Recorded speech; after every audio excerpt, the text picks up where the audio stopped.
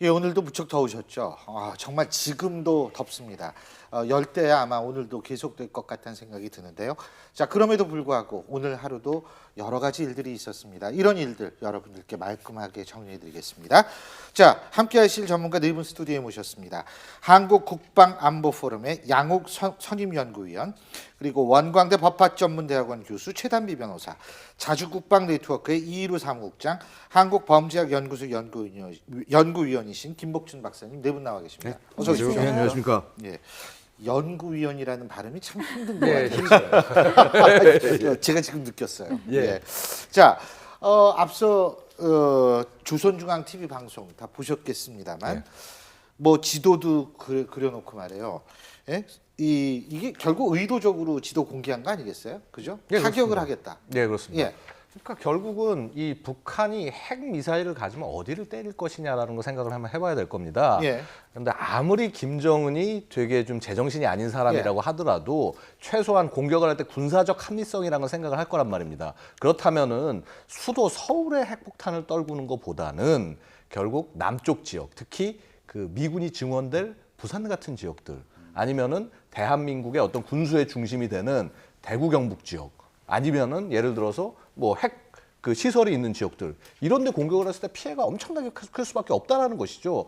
결국 이러한 핵 무기를 가지고 때릴 곳은 전략적인 중심이 될 수 있는 곳이다라는 것을 명백하게 사진 지도 한 장으로 보여주는 것입니다. 그러니까 일부러 보여준 거죠. 노동신문에서. 억지로 보여주는 거예요. 그러니까 이전에도 그랬습니다. 보면은 그 3월 10일에 이제 스커드 C형을 발사했습니다. 예. 저희 보면 이제 가장 그 불꽃이 지금 예. 뿜고 올라가는 게 스커드 C형 미사일인데, 저걸 그때 이제 3월 10일에 쏘면서 어떻게 했냐면요, 그 바다 쪽으로 날아가는 모습을 보여줬습니다. 그때는. 근데 그게 예. 의미하는 바가 뭐였냐면 당시가 한미 그 연합 상륙 훈련 직전이었습니다. 그러니까 결국 그 한미 상륙 연합 훈련을 하려면 엄청나게 많은 그 어떤 이제 상륙함 같은 데 인원들이 많이 타고 있을 거 아닙니까? 거기를 공격할 수 있다라는 걸 그때 보여준 거고요. 이런 식으로 자신들이 뭐를 노리고 있다라는 것을 은연슬쩍 보여주면서 공포를 일으키게 만들려는 그러한 북한의 그 어떤 일종의 심리전이라고 볼 수 있겠죠. 근데 또 발표할 때 미사일의 사거리를 제한해서 진행했다. 이거 무슨 뜻일까요? 우리가 일반적으로 북한의 미사일 전력을 이야기할 때 한반도 지역을 타격하는 미사일은 사거리 300에서 500km짜리 스커드 미사일이라고 생각을 하고, 노동 미사일은 사거리가 1000에서 1300km이기 때문에 일본을 노린 게 아니겠느냐라는 그런 관측과 분석이 좀 많았습니다. 그런데 이번에 조선중앙TV가 공개한 그 자료를 보면은 사거리를 제한함으로써, 그리고 제한했고 고고도에서 핵탄두를 기폭을 시켰다라는 그런 내용이 나오고 있습니다. 스커드 미사일 같은 경우에는 일반적으로 탄두 중량이 한 700kg에서 1톤 정도 되는데, 북한이 아무리 핵탄두를 소형화를 시켰다 하더라도 이 정도 수준까지는 못 왔을 것이라는 관측이 많거든요. 근데 노동 미사일 같은 경우에는 그 자매형인 미사일이 파키스탄에서 이미 핵탄두를 탑재한 미사일로 실전에서 쓰이고 있습니다. 즉, 이 1000에서 1300km짜리 미사일을 사정거리를 줄여서 부산이든 대구든 우리 한반도의 후방 지역까지 언제든지 핵 공격을 할 수 있다. 이 능력을 과시한 거라고 보시면 되겠습니다. 자, 지금 화면에 나온 것처럼 사거리 500km다, 사거리 1300km다. 이거는 최대 사거리겠죠, 그죠? 최대 사거리를 얘기하는 건데, 이게 아주 간단히 생각하면 그렇습니다. 우리가 탄도 미사일은 공을 던지는 거하고 똑같습니다. 그러니까 우리가 예를 들어서 어디 멀리 보내려고 그러면 45도 각도로 던질 때 가장 멀리 날아가겠죠. 근데 똑같은 거리라도 예를 들어서 높게 한 뭐 예를 들어서 70도 정도, 75도 정도로 던졌을 때 날아가는 거리나 아니면 좀 더 낮게 15도 정도 던졌을 때 날아가는 거리가 사실은 같다는 겁니다. 이게 바로 탄도 미사일을 그 사거리를 줄이는 방법이라는 거죠. 그러니까 아예 낮게 가서 이렇게 받게 하거나 아니면 높게 가서 에너지를 다 쓰게 하면서 떨구게 하거나. 그래서 이러한 그 것들이 있는데, 결국 뭐냐면 이렇게 높게 가서 떨굴 때 장점은 뭐냐면은 높이가 올라가는 만큼 에너지가 많이 보존이 될 테니까 쭉 내려오면서 속력이 더 빨라진다는 겁니다. 이 속력이 빨라지면은 장점이, 일단 내려올 때 속력이 빠르면 우리가 막기가 좀 힘들겠죠. 그런 것을 하나 노리고, 그다음에 위로 이렇게 해서 넘어올 때는 예를 들어서 뭐 이렇게 탐지하고 막는 미사일의 어떤 탐지거리나 공격 각도를 넘어서 뒤로 공격을 한다. 이런 것들이 가능하기 때문에 아무래도 이제 유용한 수단이다, 이렇게 생각할 수 있다는 것이죠. 그래서 결국 우리가 이것을 얘기할 때 그 로프티드 트래젝터리나 안 그러면 디프레스 트래젝터리, 그러니까 로프티드는 고각도의 고탄도 발사라고 하고, 이제 낮게 가는 거는 그러니까 그 디프레스드, 그러니까 저각의 저탄도 발사, 이런 식으로 얘기를 하는 것입니다. 아니 근데 어쨌든 그래서 저는 무슨 연료를 뭐 꽉 채우고 연료 좀 덜 채우고 이래서 들나게 하나 그게 아니라 각도를 통해서 예, 아니 조종을 말씀하신 하는 대로 연료로 조절할 수도 있습니다만 아, 그래요? 연료로 조절하는 건 충분히 아, 가능합니다만 왜 그럼 굳이 저러한 발사 방식을 썼느냐라고 말씀을 드리면 바로 그런 이 어떤 미사일이 요격하기 어렵게 만들려는 예. 그런 노력이라는 것이죠. 근데 이제 우리가 관심을 갖는 것은 지금 여러 가지 환경상 실제로 이런 걸 가지고 도발을 할 것인가? 어떻게 보십니까? 지금 이 도발 시점을 봐야 되는데요. 지금 합참에서 긴급 그 작전지휘관 회의를 예. 개최를 하고 북한이 7월과 8월 사이에 어떤 국제적인 도발을 할 수 있다라고서 언급을 했습니다. 근데 예. 북한이 미사일을 발사한 시점을 보면은 그리고 이런 시점과 김정은이 직접 저런 식으로 작전 지도를 공개를 하고 예. 우리가 이런 능력이 있다라고 과시를 했던 그 시점을 보면은 주로 3월, 7월, 8월 우리 군이 어떤 큰 훈련을 할 때 그 앞과 전후를 맞춰서 그 도발을 하는 경우가 많습니다. 가령 지금 북한이 저런 전략군 화력 타격 계획이라고 지도를 딱 갖다 놓고 위협을 했던 적이 지금 이번이 처음이 아닙니다. 세 번째인데 2013년에 우리 키르졸브 훈련하기 직전에는 또 지도 끊어놓고. B2 폭격기가 온다고 하니까 B2 폭격기의 발진 거점인 괌 그리고 미국 본토까지 포함된 그 지도를 공개를 하면서 심야에 김정은이 작전 지휘관 예. 회의를 개최를 했었습니다. 그러면서 우리가 여기까지 타격할 수 있는 능력이 있다라고 위협을 했었고 올해 초에도 아까 양 의원님께서도 말씀하셨지만은 3월 달에도 단거리 미사일을 발사해놓고 우리 키 리졸브 훈련 그리고 한미연합 상륙 훈련 직전에 이러한 도발을 했었습니다. 즉 우리가 8월 달에 UFG 훈련이 있는데 이 훈련을 앞두고서 우리가 지금 이런 식으로 그 공격 능력이 있다라는 걸 과시하기 위해서 했다고 보시면 되겠습니다. 근데 물론 이제 이것도 도발은 도발이지만 예. 제가 이제 실제 도발 가능성이라는 게 예. 실제 어떤 물리적인 어떤 그런 걸 느끼게끔 할 수 있는 도발 그런 거요. 충분히 가능하죠. 뭐냐면요, 이게 그렇습니다. 이게 아까도 지금 말씀해 예. 주셨지만은 미사일을 발사하는 것 군사적인 의미로는 엄청나게 커다란 의미입니다만 예, 예. 실제 그럼 우리 군이라든가 우리 어떤 뭐 병사라든가 예. 아니면 우리 국민의 피해가 있냐 없지 않습니까? 없으니까 사실 어떻게 보면 국민들이 별로 요즘 관심도 안 가지세요. 그렇죠. 이럴 땐. 또 쐈나 근데 보죠. 결국은 근데 뭐냐? 지도가 등장하니까 기분이 더 나빠지죠. 그쵸, 맞습니다, 지도가 이제. 지도가 안 등장하면 원래 쏘는 사람들이니까 뭐 이러고 넘어갈 수도 예, 있는데. 예. 근데 이제 뭐냐 하면은 근데 예를 들어서 우리 작년 8월 한번 생각을 예. 해보면요. 지뢰 도발, 포격 도발 있을 때 예, 예.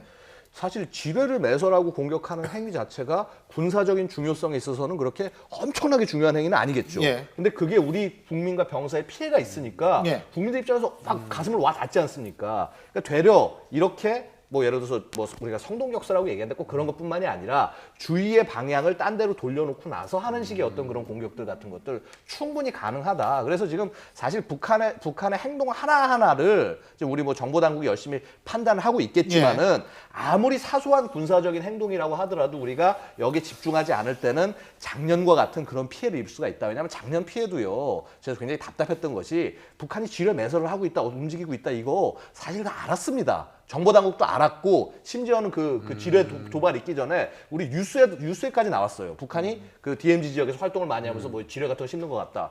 그랬는데 피해가 난 겁니다. 그러니까 이게 언제나 우리가 예. 커지 않은 행동인 것 같은 것들이 의외로 커다란 효과를 가져올 수 있다는 걸 잊어서는 안 된다는 얘기죠. 중요한 말씀이신데 자 그런 의미에서 우리가 또 다른 대목을 주목할 필요가 있어요. 조선중앙TV가 이런 얘기했습니다.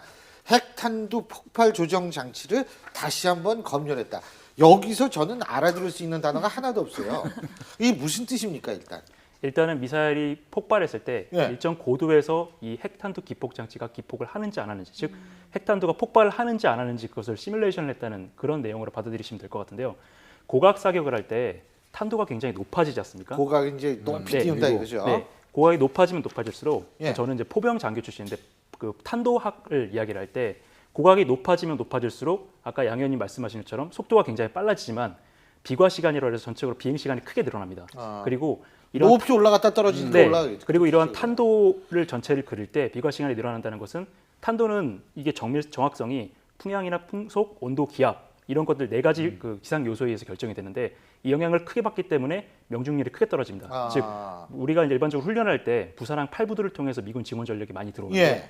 이 부두를 딱 겨냥을 했는데 여기서 몇 킬로미터 떨어진 뭐 해운대라든가 여기에 떨어질 수도 있다는 겁니다. 이 단점을 보완하기 위해서 당연히 이 미사일에는 핵탄두가 들어갈 텐데 이 핵탄두를 그 핵탄두 터지는 그 고도에 따라서 이 위력이라든가 피해 형태가 굉장히 많이 달라집니다. 예를 들어서 굉장히 고고도에서 터뜨렸을 경우에는 EMP, 즉 전자기파가 많이 발생해서 굉장히 넓은 지역에서 이런 스마트폰이라든가 미군 전자장비 같은 것이 전부 다 먹통이 될 수가 있고요. 그리고 이제 지상에서 폭발시켰을 경우에는 낙진 피해가 굉장히 많이 일어납니다. 열폭풍 효과도 많고, 그다음에 지중해에서 폭발했을 때는 지진 효과 같은 이런 효과도 누릴 수가 있고요. 이것은 즉 그 미군 증원 전력이 이쪽 부산항을 통해서 들어오기 때문에 고고도에서 폭발시켜서 EMP 효과를 통해서 그러니까 고고도에서 폭발시킨다는 게 가능히 공중에서 폭발시킨다 이거 아니에요? 높은 고도에서 폭발시켜서 네. 그 부산항으로 들어오는 미군 군함들 그리고 미군 장비들의 전자 장비를 먹통으로 만들고 그리고 이제 항구 근처에서 폭발시켜서 그 나머지 들어오는 그 첫 번째 전자 장비를 무력화시켜서 그 이지스 BMD라든가 이런 방어 장비를 무력화시킨 다음에 두 번째 미사일로 전체를 쓸어버리겠다.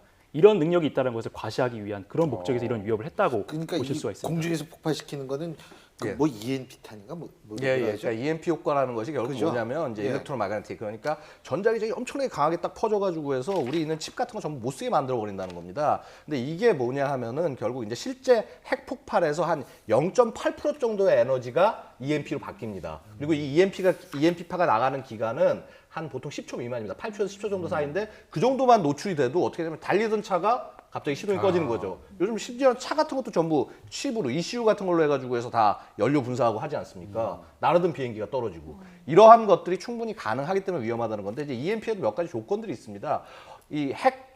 이 폭발 능력이 얼마냐에 따라 솔직히 좀 달려 있는 것이 있거든요. 그러니까 지금 아까 말씀하신 대로 굉장히 넓은 지역에 피해를 주기 위해서는 한 수백 킬로톤 정도의 폭발력을 가지고 폭발을 해야 되고 그다음에 고도도 차이가 있습니다. 예를 들어서 30km 이상의 고도에서 터졌을 때는 굉장히 넓은 지역에 그 이런 어떤 이 영향을 미칠 수가 있는데 넓은 지역에 영향을 미치려면 이 폭탄 자체도 굉장히 강한 힘을 가져야 되고요. 그다음에 실제 힘이 약하다라고 하면은 한 4km 이하 정도에서 터뜨렸을 때 가장 효율적입니다. 그럼 이제 물론 그 범위는 제한이 되지만요. 근데 이제 뭐냐 하면은 이 언제나 핵폭탄이라는 게 참 힘든 것이 폭탄이 떨어지면 이제 소위 이 안에서 이게 빡 하면서 불꽃이 나오지 않습니까? 우리가 광구라고 부릅니다. 광구인데 예를 들어서 이게 그 뭐 히로시마나 나가사키에 떨어진 뭐 15킬로톤 정도다라고 만약에 한다면은 그 광구의 지름은 한 500m 정도밖에 안 됩니다. 근데 이 500m가 뭐 엄청나게 좁은 것 같지만 실제 그렇지가 않은 것이요. 일단 그 안에 있는 건 그냥 다 없어지는 것이고요. 그다음에 거기서 예를 들어서 3.5km 정도까지 열복사, 뜨거운 열 이거에서 그냥 사람이 녹아서 없어져 버립니다. 그다음에 이제 한 15km 정도 지점까지 반지름을 돌리면은 여기는 방사능이 떨어지는 거고요. 그다음에 20km까지는 낙진이 떨어집니다. 그러니까 15킬로톤만 가지고도 이러한 막대한 피해를 입힐 수가 있기 때문에 그러니까 핵폭탄 자체를 꼭 어떤 예를 들어서 뭐 수킬로 정도 밖에 떨어진다고 하더라도 근처에만 가기만 해도 충분히 어떤 소기의 효과를 달성할 수가 있는 부분이 있다는 것이죠. 그래서 사실은 이런 부분 때문에 어떻게 보면 지금 북한이 우리에게 너희 사드 무조건 배치해야 돼. 배치하지 않으면 우리가 핵을 가지고 제대로 한번 맛을 보여줄게 라고 얘기하는 것과 거의 마찬가지라고 볼 수 있습니다. 핵탄두 폭발 조정 장치라는 게 그러니까 이게 우리한테 상당한 협박일 수밖에 없겠네요. 얘기를 들어보니까 그렇죠. 근데 아까 양 의원께서도 말씀을 하셨습니다만 가장 중요한 것 북한의 작은 움직임도 우리가 절대로 놓쳐서는 안 된다는 생각은 갖게 됩니다.